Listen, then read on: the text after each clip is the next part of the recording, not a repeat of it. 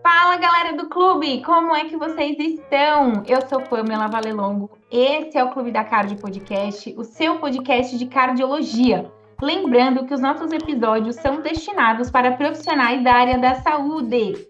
Tema de hoje: circulação extracorpórea. Vem comigo!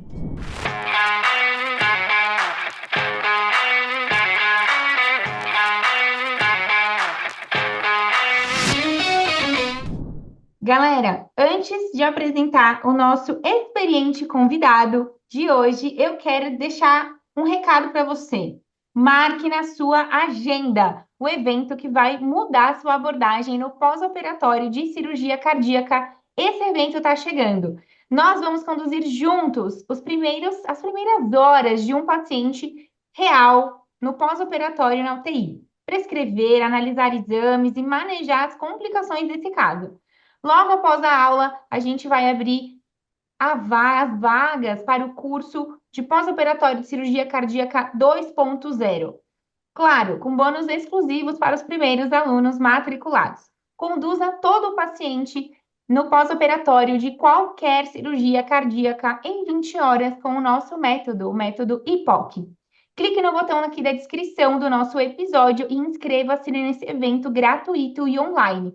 Pós-operatório de cirurgia cardíaca na prática. Dia 6 de agosto, terça-feira, às 20 horas. Eu te vejo lá.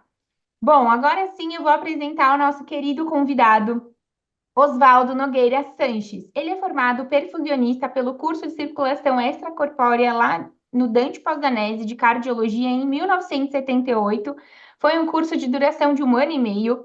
Ele tem um registro na SBTEC de número 94, é diretor da Empresa Brasileira de Circulação Extracorpórea desde 2002, trabalha com grandes equipes de cirurgiões como o Dr. Fábio Giatene, Dr. Fábio Gaiotto e Dr. Robinson Polfo. Além disso, ele faz a perfusão, ele e sua equipe, de cirurgias de transplante cardíaco e transplante pulmonar no Hospital Israelita Albert Einstein. Osvaldo, bem-vindo ao Clube da Cardio Podcast. Boa tarde, obrigado pelo convite. Agradeço muito a participação, faz parte desse grupo maravilhoso e espero responder à altura essa colocação que me colocaram. Perfeito. Osvaldo, vamos começar já falando para quem está ouvindo a gente sobre a definição da circulação extracorpórea. A extracorpórea consiste em um conjunto de equipamentos que vai substituir temporariamente o coração e o pulmão durante a cirurgia cardíaca. O oxigenador vai tentar substituir, logicamente, não todas as funções do pulmão, mas transformando o sangue venoso em sangue arterial, uma das partes de função principalmente do pulmão. E outra parte do sistema seria um sistema propulsório, que pode ser por coletes, que seria uma propulsão, transformando um fluxo, ou por uma bomba centrífuga. Ok, São os dois mais usados ultimamente. perfeito. Na extracorpórea, o objetivo é você manter a célula bem nutrida. Então, o duro é você achar esse tempo de troca entre o sangue e a célula. Esse tempo de troca sendo deficitário, vai correr uma injúria e isso vai fazer com que a célula seja prejudicada. O lactato, que seria um índice de indicador que a célula está sendo prejudicada, vai aumentar. Ok, Como um índice também, se você fazer um fluxo muito alto, um fluxo exagerado também vai fazer com que a célula não haja uma troca eficiente e o lactato vai subir. ok. Bom, o duro é achar tempo dessas pessoas. Por exemplo, eu posso ter duas pessoas iguais, peso, altura, superfície corpórea, com a mesma. Porém, o metabolismo dela é alterado, ela é totalmente diferente. Por exemplo, uma pessoa é elétrica, ela tem uma eletricidade muito alta, ela carrega, ela é muito expansiva. E outra pessoa mais calma, mais tranquila, ela vai ter uma absorção de oxigênio muito menor. Entendi. Então, a célula, ela tendo, a pessoa aquela que é elétrica, é totalmente dinâmica, muito persuasiva, Uhum. é diferente de uma pessoa mais calma, mais tranquila, mas ela vai precisar, mesmo tendo as mesmas condições superficiais nesta corpórea. O duro é você achar esse tempo de Tá, troca. Esse tempo excelente. de troca é dado por um fluxo. Esse fluxo é Tá. calculado, tá, teoricamente, por um cálculo por superfície corpórea. Geralmente, a mais comum é dar 2,2, 2,4 litros por minuto por superfície corpórea. Mas, assim, entre a teoria e prática, existe uma pequena diferença que em alguns casos não batem. Por exemplo, quando eu dou aula, É, eu falo assim, um mais um, na teoria, sempre é dois. certo. Na prática, uma gota em cima da outra gota dá uma gota grande, não dá duas gotas. Sim, verdade. Esse que é o problema. Então, na teoria, um mais um é dois. Na prática, nem sempre. Então, essa é a questão de saber quando um mais um, uma gota do lado da outra gota, vai dar duas gotas. Uma gota em cima da outra gota vai te dar uma gota grande. Mas vai dar uma gota. E Certo. essa é você achar o tempo dessas pessoas. Vocês levam em consideração, uma época a gente estava conversando, vocês levam em consideração que é aquele trio da engrenagem, né? A Uhum. técnica cirúrgica que vai ser utilizada, a anestesia e a perfusão. Essa engrenagem tem que estar rodando muito bem. E além disso, tem ainda, obviamente, o paciente, se ele é mais, como aquela vez o senhor comentou comigo, os pacientes que têm já uma doença muito instalada, a sua perfusão vai ser de uma maneira, naquele paciente que tem uma, apesar dele estar passando por uma cirurgia, ele tem uma saúde melhor, você vai ter uma outra resposta desse paciente, tem a ver com isso que você está falando, né? Isso, é como eu falo assim, a pessoa que vai ser submetida a uma cirurgia cardíaca, eu divido em duas pessoas. Uma é doente, a outra é paciente. O paciente ele tem apenas um problema cardíaco para ser resolvido, mas a anatomia, a, a nutrição dele, o sistema dele é tudo perfeito, quer dizer, ele não tem problema pulmonar, não tem problema renal, não tem problema hepático, o sistema de coagulação é perfeito, então ele só tem um problema cardíaco. Outra pessoa que vai para a cirurgia cardíaca, às vezes ele não é só cirurgia cardíaca, ele tem doença, ele tem um problema pulmonar, ele tem problema hepático, ele tem problema, ele é raquítico, não tem uma boa alimentação, ele é anêmico. Então, pegar duas pessoas totalmente iguais, mas eles têm condições diferentes. Uhum, Você fazer uma perfusão para um paciente é uma coisa, fazer perfusão, eu não digo, para um doente é totalmente diferente. Eu não posso legal, pegar o protocolo que eu faço num paciente, que é objetivo, e jogar num doente que eu vou ter totalmente resultado ruim, diferente. Ok, diferente, bem diferente. perfeito. Então, eu tenho que ver o paciente. É como eu disse assim, eu já fiz perfusões com um cirurgião, em que de manhã eu fiz uma cirurgia para ele e à tarde eu fiz outra. Ele questionou que a mesma cirurgia, o mesmo paciente, com a mesma idade, mesma Aham, técnica cirúrgica, uma eu utilizei sangue no sistema circulatório, o outro não usei sangue, uhum, eu usei só sistema cristalóide. ok, Eu disse, o sistema paciente que eu fiz aqui, ele era doente, ele era anêmico, desnutrido, descompensado, eu precisava colocar sangue na máquina para entendi. que ele mantesse uma perfusão adequada. O outro paciente da tarde era um paciente mais rígido, mais mesma idade, mesmo não sei o quê, mais porém mais estabilizado. E não precisava fazer sangue. Na realidade, eu perguntei para ele, os dois doentes estão bem? Então acertei. Oswaldo, contextualiza para o nosso ouvinte. A gente tem ouvinte de diversos níveis, desde o acadêmico Uhum. de medicina até o cardiologista super especializado, cirurgião cardíaco, anestesista. Então, a gente contempla um grande hall de profissionais. Contextualiza para quem está ouvindo em que momento a SEC entra. Como que funciona a dança lá no centro cirúrgico tão bonita que vocês fazem? O anestesista, o cirurgião, o pessoal da perfusão, o pessoal da imagem, como é que funciona? Na realidade, a cirurgia é composta praticamente num tripé, que eu chamo, que seria o cirurgião, o anestesista e o perfusionista. Esse tripé ele tem que estar engrenado, ele tem que estar consistente nas suas funções. Eu conheço o cirurgião que opera bem, anestesista excelente, perfusionista excelente, mas não tem uma engrenagem. Cada um trabalha sozinho por si e isso encrenca futuramente o paciente no pós-operatório. Tá. Isso que eu vejo. Isso é falta de introdução ou entrosamento entre os três. Por exemplo, eu trabalho com vários cirurgiões, como eu disse, Uhum. cada um tem o seu jeito de trabalhar. Ok. Eu trabalho com um determinado cirurgião de um jeito, a técnica de perfusão, com outro cirurgião eu trabalho de outra forma totalmente diferente.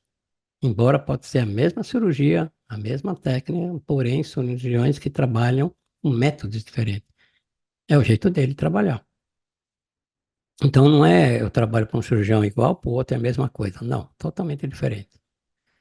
E isso faz a perfusão ser bacana, porque ela não é uma rotina, ela é variável, ela muda. Então, de um jeito para o outro, a mesma patologia, dependendo do cirurgião, trabalha com determinada técnica. E isso faz você acrescentar e mudar a sua perfusão. A perfusão em si, que nem, por exemplo, ela depende de vários fatores. Primeiro seria a fisiopatologia. Tá. Segundo seria a técnica cirúrgica. Terceiro seria o nível de anestesia. Porque tem anestesista que aprofunda muito o paciente, o medo dele acordar, e tem anestesia que trabalha num nível mais razoável. Nível de hemoglobina no sistema que a gente vai trabalhar, e já é pré-determinado. Nós também a hipotermia. O que nós vamos trabalhar aqui, hipotermia leve, moderada, normotérmica. Tem cirurgião que trabalha normotermia, tem cirurgião que trabalha hipotermia. É a mesma técnica, a mesma cirurgia, são condições de perfusões totalmente diferentes. Então eu tenho que saber como o cirurgião vai trabalhar. E o volume circulatório no sistema. Tá? Se você tiver um volume circulatório muito alto, muito grande, isso atrapalha praticamente o tempo de troca. Tá. Eu vou dizer o seguinte, assim, um exemplo. Tá?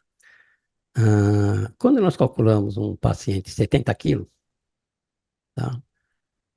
Na anestesia ele tem 70 quilos. Nesta corpórea, qual o peso dele correspondente ao volume? Ou seja, por exemplo, ele tem 70 quilos e tem 70 vezes 70, vai me dar 4.900, 5 litros de volemia. Uhum. Nesta corpórea eu vou ter esses 5 litros de volemia, mais 1 litro do preenchimento do circuito da máquina, que nós chamamos de perfusato, em inglês é prime, mais ou menos em torno de 1.000, 1 litro, mais 1 litro aproximadamente de cardioplegia. Então, o volume circulante durante essa corpórea não vai ser 5 litros, vai ser 7 litros. Sim. Esse 7 litros corresponde a que peso? Se você dividir 7 litros por 70, vai dar 100 quilos. Uhum. Então, o paciente nessa corpórea, ele não tem 70 quilos, ele tem 100 quilos. Se eu usar o Studiol, que é uma solução cardioplégica, e vai um grande volume, seria 2 litros, esses 7 litros passaria para 8 litros. Seria 5 de volemia, 1 litro do perfusato e Uhum. 2 de cardioplegia, que vai para a máquina.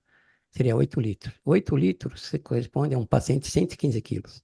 Caramba. Então, quando você vai fazendo a perfusão, você pensa que o paciente tem 70 quilos? Não. Ele tem 100, 115, dependendo do volume.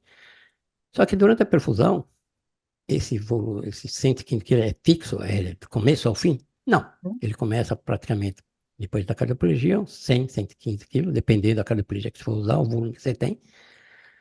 Durante a perfusão, nós temos um aparelhinho chamado hemoconcentrador.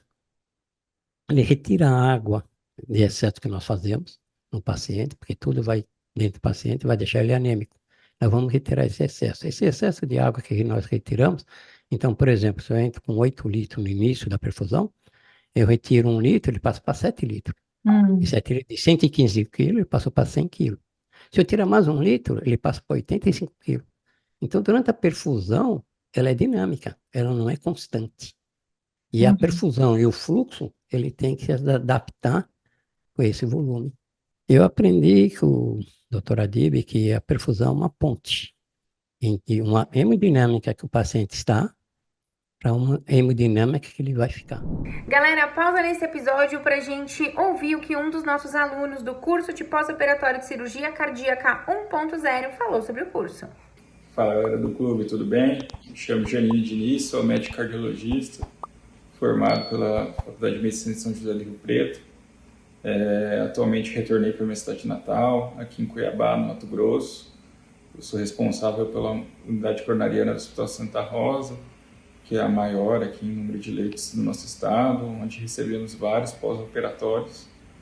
E por recomendação de uma colega que faz os pós-operatórios no Hospital SUS da nossa cidade, acabei comprando o clube da Cardio, o curso de pós-operatório, do qual eu gostei muito, fiquei muito satisfeito com as aulas de excelente nível, aulas didáticas, direto ao ponto, sem muita enrolação, mostrando de forma prática o que a gente precisa fazer para conduzir de forma legal os pós-operatórios, que me ajudou muito aí, inclusive nas discussões diárias com os residentes, para reforçar, né, aquilo que a gente aprende na residência, de qual a melhor evidência para conduzir cada caso.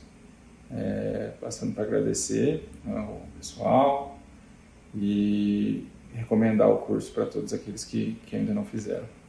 Viu só? Você também pode dominar o pós-operatório de cirurgia cardíaca. Eu te convido para fazer a sua inscrição aqui no link desse episódio. Dia 6 e 7 de agosto, às 20 horas, no YouTube, você vai poder participar com a gente da condução de um caso real de um paciente no pós-operatório imediato de cirurgia cardíaca. Sim, você pode conduzir todo o paciente no pós-operatório de qualquer cirurgia cardíaca com o método do Clube da Cardio no nosso curso. Eu te vejo lá. O senhor estava comentando do tempo de troca, e aí o senhor estava explicando da volemia, porque a volemia excessiva prejudica o tempo de troca, é isso?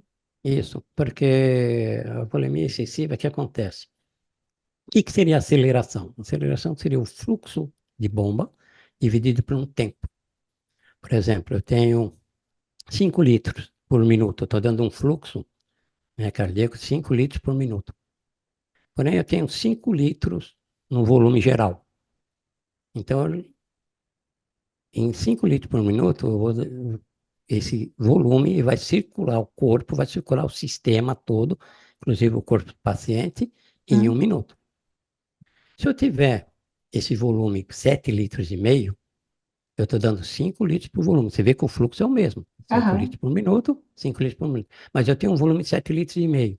Ele vai demorar 90 segundos para dar a volta circulante. Ou seja, ele sai de um ponto de origem, circula, passa pelo corpo do paciente e volta àquele ponto de origem em 90 segundos. Isso faz com que a aceleração caia. E a aceleração é o tempo de troca em que a célula tem com o sangue.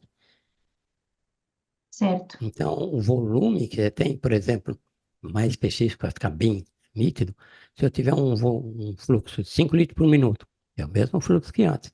Eu tiver 2,5 litros no sistema, em 1 minuto ele vai dar 2 voltas. Entendi. Ele vai passar tão rápido que isso também é prejudicial. O oxigenador adulto varia em torno de 1,8 metros de membrana para 2,4 de membrana, 2,5 de membrana, dependendo do oxigenador. Tá. Então, dependendo do oxigenador, você tem um tempo de troca de oxigenador, mesmo sendo adulto.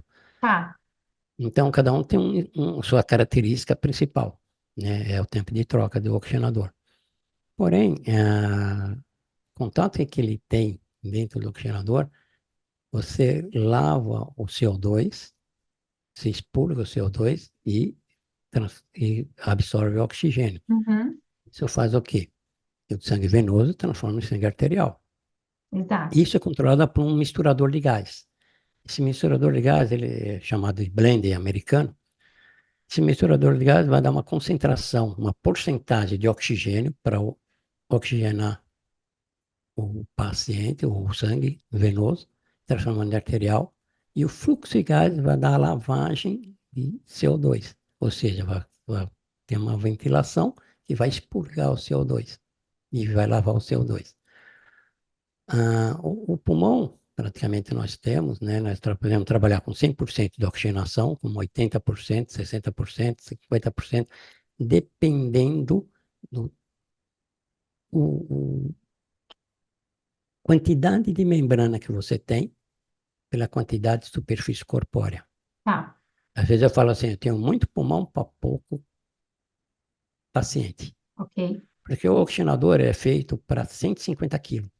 tá. Eu pego uma pessoa de 50 quilos, eu tenho 3 vezes mais pulmão do que ele precisa. Ali na Então, sua por isso que tem membrana. essa diferença muito grande. Certo. Tá? E quando você esfria, faz uma hipotermia, o débito cardíaco cai, isso aumenta mais ainda, passa para 6%, 6 vezes mais. Uhum. Então, é muito oxigenador para pouca criança, que eu chamo. Aham, ok. E E aí hoje em você dia, tem a nós, além de Biovivo. não lavar o oxigênio, muitas vezes, muitas cirurgias, a gente faz hipotermia, a minha equipe trabalha com carbogênio. São poucas equipes que trabalham com carbogênio nos sistemas de oxigenação. Não, a maioria trabalha com oxigênio. Ele lava ou não o oxigênio. Tá.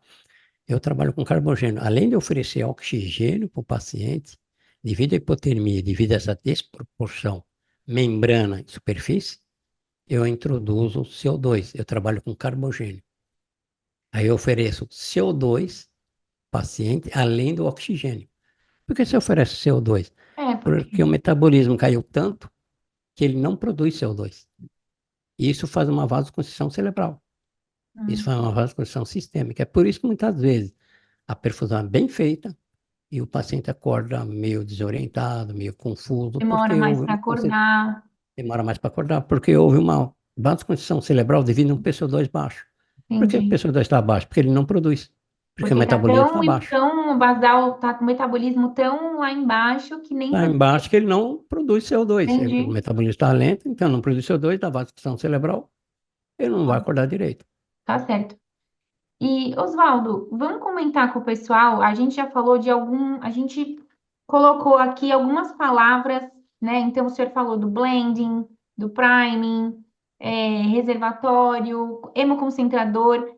Vamos, como é que o senhor explica para os alunos a máquina da SEC como um todo, Circuito. cada função dela? Vamos lá, É, gente. Agora é hora de pegar papel e caneta, porque disso depende entender a SEC, né, Oswaldo?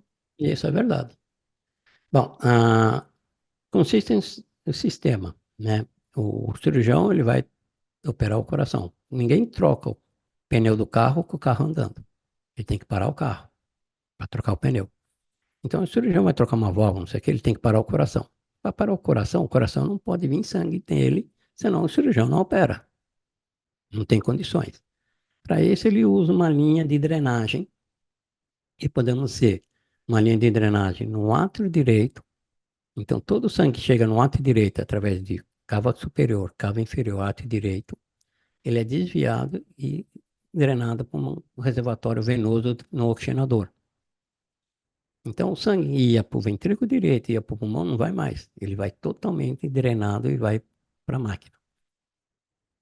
Não vando sangue para o pulmão, logicamente, não adianta o anestesista ventilar o pulmão e não tem quem mande sangue para lá. E a função dele fica inoperante. Então, o anestesista para de ventilar e a gente entra com o oxigenador. Essa linha de drenagem, ela pode ser uma linha venosa, de calibre grosso, que drena satisfatoriamente um volume, no qual eu vou ter que dar o débito cardíaco dele. Se eu tenho uma drenagem deficiente, eu não vou conseguir dar o débito. Então, eu tenho que ter uma drenagem adequada para dar um débito cardíaco adequado.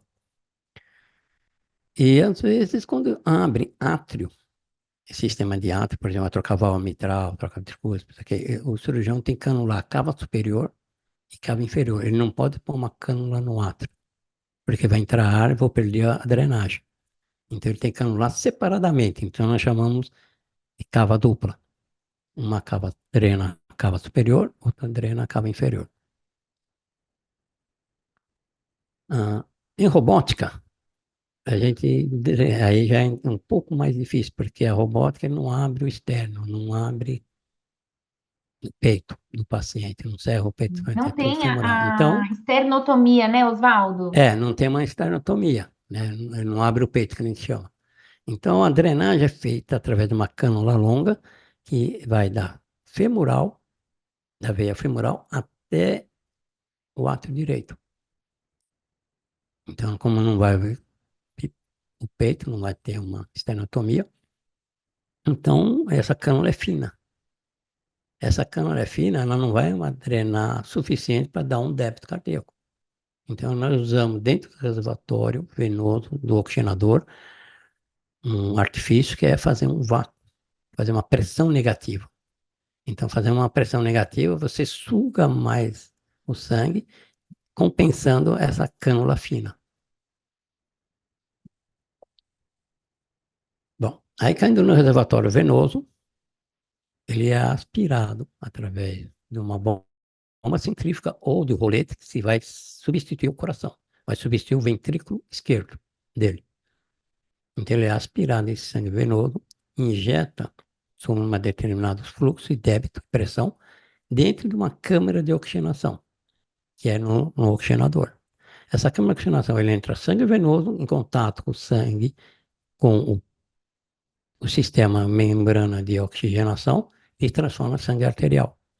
Esse sangue arterial, ele sai e volta numa artéria, podendo ser aorta, podendo ser artéria femoral, como pode ser uma artéria subclave. Então, ele volta para uma artéria. Geralmente, em 80%, volta pela aorta. Agora, na robótica, ela volta pela femoral, porque a gente não tem acesso à canulação lá na aorta, ali em cima. Então, cada um Perfeito. tem sua técnica e sua habilidade.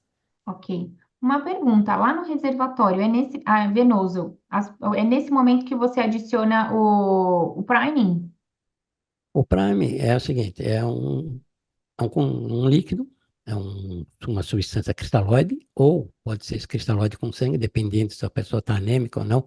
Nós temos que Ah, colocar sangue para que a anemia não seja profunda. E preenchimento do circuito. Então, entra o reservatório, preenche o circuito, todo o conjunto, a bomba centrífuga, o rolete arterial, enche com o circuito até chegar lá em cima, no paciente, que seja preenchido com essa substância. Então, esse que nós chamamos de prime, ou perfusato, ele vai encher o circuito para não entrar ar no circuito arterial. uhum, Então, é um preenchimento. Esse preenchimento pode ser só cristalóide, dependendo das condições do paciente, cristalóide mais sangue. Em criança, neonato, propriamente é só sangue, tá. para não ter uma hemodiluição excessiva. Isso, e a palavra que vem quando a gente fala do preenchimento é a hemodiluição. Por isso, a busca constante também pela hemoglobina, entender se né, desse paciente, Osvaldo, é correto esse raciocínio? É assim, essa hemodiluição, por exemplo, 1 litro, e vou preencher o circuito, para preencher o reservatório, a bomba centrífuga, o rolete, a câmara de oxigenação e o circuito, filtro arterial, e vai até lá em cima na artéria, é 1 litro. Agora você precisa ver se esse 1 litro ele é muito agressivo ou não para esse paciente. Se não for muito agressivo, não vai cair uma anemia muito profunda, vai deixar uma hemoglobina em torno de 8, que eu considero o ideal, tá? Porque ele fica numa situação que não é muito baixa e nem muito alta, porque se tiver muito alta, você corre o índice de provocar uma hemólise. Tá, Então, de 8 a 9, nós deixamos com uma hemodiluição total, que seria só solução cristalóide. Hoje em dia usa muito plasma light, que é uma solução com um sistema de tampão 7.4, que é o pH do sangue. perfeito. E você comentou da bomba, no começo do episódio você comentou da bomba, da diferença entre a bomba de rolete e a É, centrífuga. bom, Quais que vocês usam mais na prática ou tem alguma especificidade para a decisão da escolha da bomba? bom, escolher a bomba é o seguinte, as condições que o hospital te oferece. Nem Perfeito. todo hospital tem condições de oferecer uma bomba centrífuga. Ok, Então, você trabalha com bomba de rolete, que a máquina IDS Corpora tem roletes, são 5 roletes. Você escolhe um rolete para fazer a bomba arterial. ok. Isso é indispensável. Então, bomba centrífuga. Praticamente, quase 99%, 100%, eu uso bomba centrífuga. Tá? A bomba de rolete, ela aspira, injeta uma pressão, ela injeta uma pressão dentro do tubo, que é a linha arterial, pressionando esse tubo e jogando o sangue lá para a aorta. Isso ele Uhum. esmaga as hemácias, ele esmaga o sangue. Ele faz essa proporção. Então, já tem trabalhos que demonstram que essa proporção, você, depende do tempo de cirurgia muito grande, você traumatiza o sangue, ele corre uma hemólise, essa hemólise leva o potássio, vai prejudicar o rim, a Uhum. diurese, vai ter certos fatores lá na UTI vai ter. A bomba centrífuga, ela é menos traumática. Ela gera um fluxo, gerando e proporciona uma pressão que vai injetar na aorta. Ela tem praticamente menos traumatismo que uma bomba de rolete. Perfeito. Depois disso, a gente pode falar um pouquinho do trocador de calor, que vocês ficam ali o tempo todo monitorizando a temperatura do doente, não é? É assim, logicamente, quando nós fazemos uma hipotermia, dependendo da patologia, dependendo da técnica cirúrgica, dependendo do estilo que o cirurgião trabalha, nós fazemos uma hipotermia. Então, existe um trocador de calor. Isso significa, no início da perfusão, nós pegamos sangue quente, e nós esfriamos esse sangue e esse sangue esfria o paciente. E quando termina a cirurgia, nós fazemos o contrário. Pegamos esse sangue frio, porque já está frio, transformamos em aquecido e aquecemos o paciente. Aí é que entra a questão da perfusão, que é meio complexa. Quando você esfria o paciente, você muda totalmente o modo de pensar na circulação corpórea. Existe estratégia. Estratégia seria um grau de você interpretar a gasometria. pH start e pH off start. pH start, ele compreende a seguinte fórmula. Tá? Um pH 740, um PCO2 de 40, um BZ6 de 0, independente da temperatura.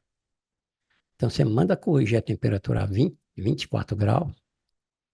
Tua interpretação, o pH tem que estar 740, um PCO2 de 40, um BZ6 de 0.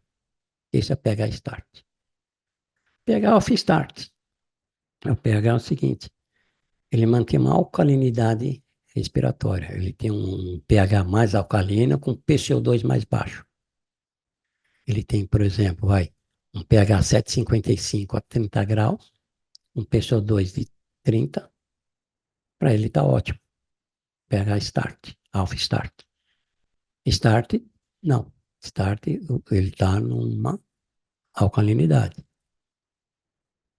Aí existem vários conceitos, várias brigas, e teve uma reunião na sociedade nossa sobre Hum, esse ponto de vista, pH start, off start. tá. Eu entrei na briga e falei o seguinte, ah, a natureza, ela é sábia. A pH off start, a natureza usa em répteis e anfíbios, que fazem hipotermia. Nos mamíferos que fazem hipotermia, que seria Urso, baleia, seria baleia. urso, seria castor, a Aham. natureza usa start. Se a natureza usa start, não sou eu que sou melhor que a natureza. Então, eu utilizo a técnica start, interpretação da gasometria, pH 740 com PCO2 de 40. Tá. Muitas vezes é o seguinte, o cara fala, eu uso start, o paciente sai ruim. Por quê? A vantagem do start, ele tem vasodilatação cerebral. Ele fica menos tempo Constrito. já demonstrado no respirador. Tá. Ele é mais fácil acordar, estubar na UTI, Uhum. ou nos start. A deficiência do start nessa estratégia é que a ionização dela é alterada, por exemplo, ela até é mais ácida, no qual nós temos uma ionização neutra. Quantidade de cátions, quantidade de ânions no nosso corpo são iguais. Na start, ela se desequilibra, ela fica mais negativa. Tá. Isso é ruim, isso eu não vou concordar.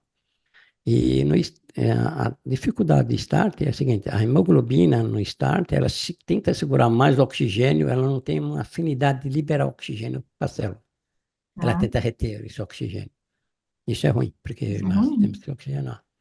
Na alfa-start tem todas essas vantagens. Você tem a ionização estável, quantidade de ânions e cântons iguais, é uma beleza. Você tem a afinidade de liberar o oxigênio para a célula, mas melhor.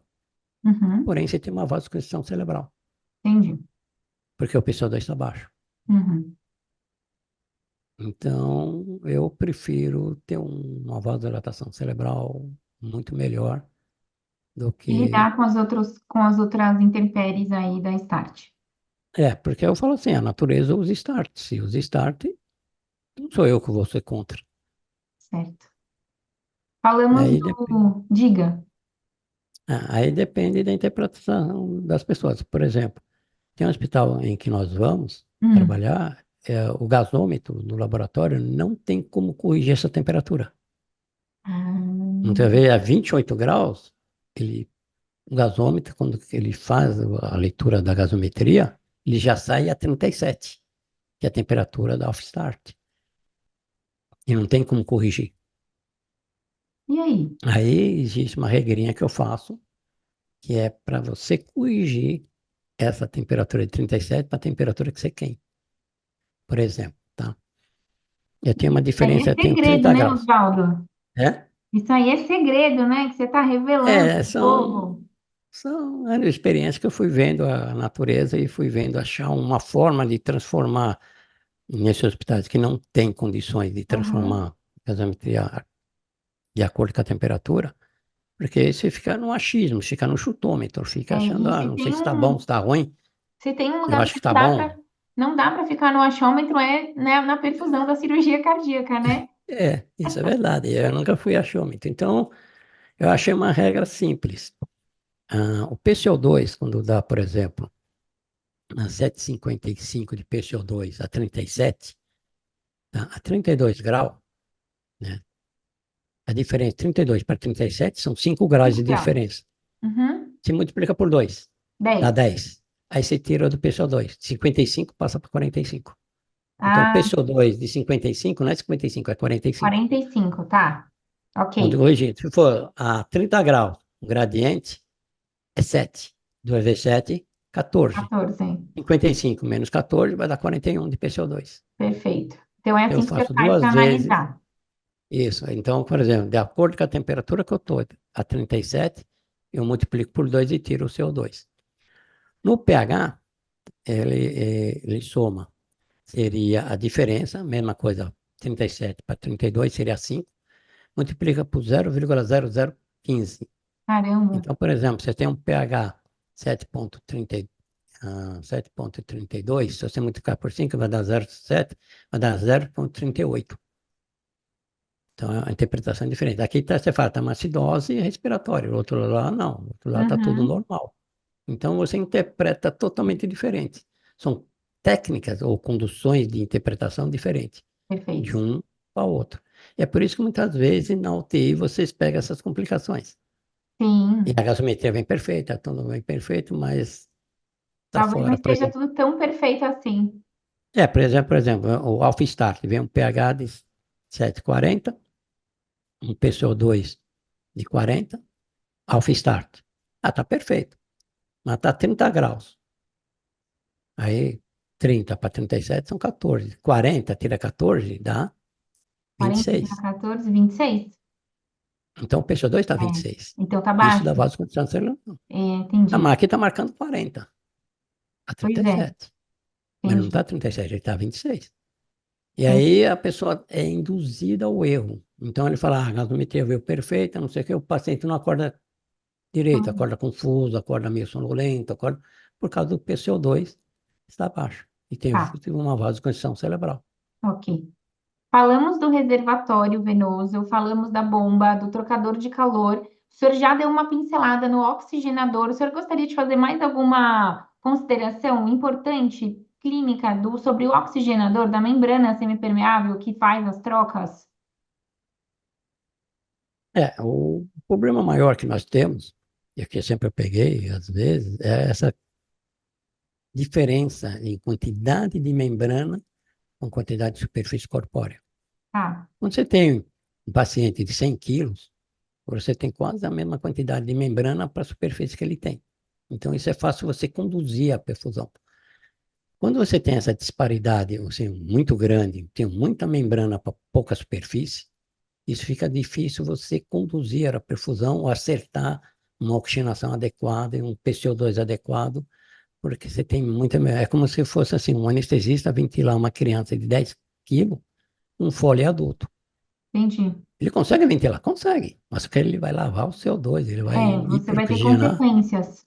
ele vai lavar, porque ele tem uma desproporção muito grande entre o Uhum. Foley do anestesista e a superfície. E a gente Certo. tem esse mesmo problema. Eu tenho muita membrana, a pouca superfície.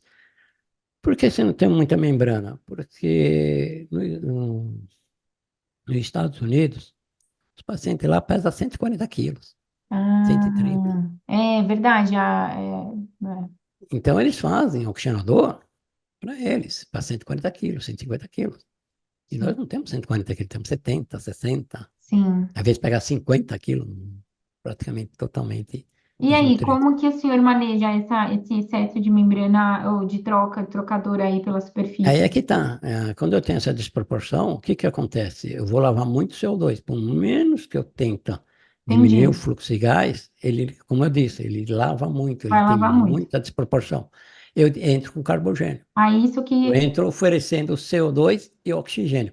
É Entendi. uma das poucas equipes que fazem isso. Tá Nem muito todo bom mundo faz. Eu acho que, por exemplo, vai de 100 equipes, acho que tem uma ou duas que que fazem isso. fazem. Interessante. E, Oswaldo, além disso, pensando na última barreira entre o... A gente está fazendo o caminho do sangue, tá, pessoal? Ali na máquina. Hum?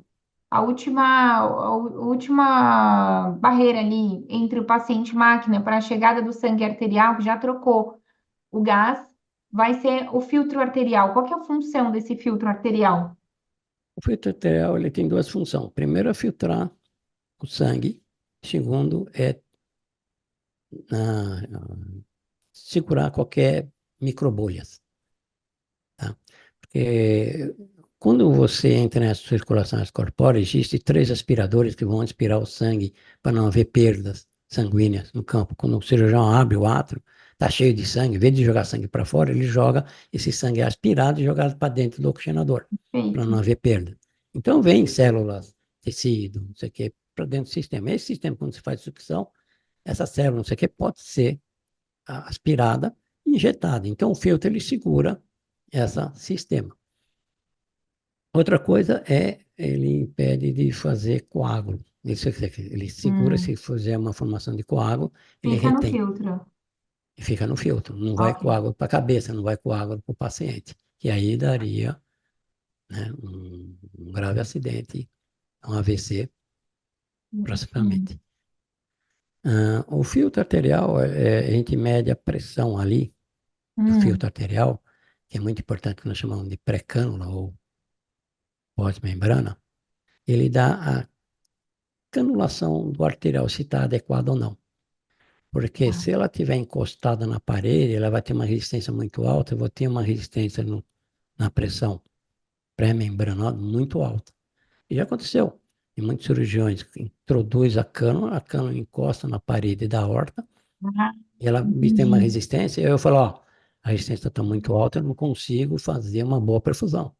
Tem que Entendi. ajustar a cânula. Então ele puxa a cânula para cima, ele vira a cânula, Aham, aí essa pressão diminui, aí fica bom. Aí eu continuo a perfusão. entendi. Então, Então é um jeito também de medir a pressão pré-cânula, pós-membrana. se está bem Pré-cânula, canulado ou não. tá. Essa pressão é chamada de pós-membrana ou pré-cânula, é a mesma coisa. Isso, Perfeito. a mesma coisa praticamente. Perfeito. Esse filtro também serve para filtrar ar, bolha de ar, filtrar Isso, ar, não ficou uma boa porque, expressão, mas é evitar porque, bolhas é passem. porque quando oxigena, tá? Vamos pensar assim, a membrana pode se romper. Algumas, tem lá 2.000 membranas. Ela pode se romper e injetar ar no circuito, lá dentro da câmara de oxigenação. E isso vai para o sangue. Isso ele vai para o circuito arterial. E é um Então, ele problemão, né, caindo no Osvaldo? filtro, ela fica ali em cima, ela não deixa ir para o doente. Ela reduz Perfeito, muito a filtração de bolha para o paciente. Não dá embolia aérea. perfeito.